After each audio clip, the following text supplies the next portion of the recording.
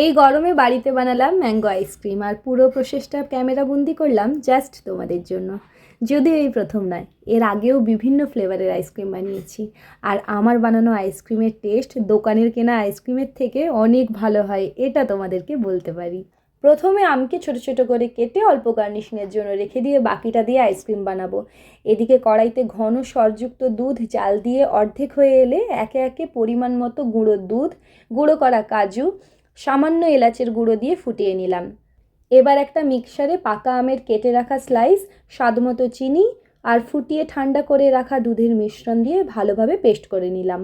একটা ছোট মাটির খুঁড়ি কিনেছিলাম পাকা আম দিয়ে সুন্দর করে সাজিয়ে আইসক্রিম বানাবো বলে, ওতে তো বানালামই।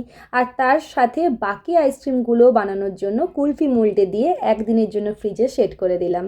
আর তারপর যখনই খেতে ইচ্ছে করবে আইসক্রিমের স্টিক দিয়ে বার করে নিলেই হয়ে গেল।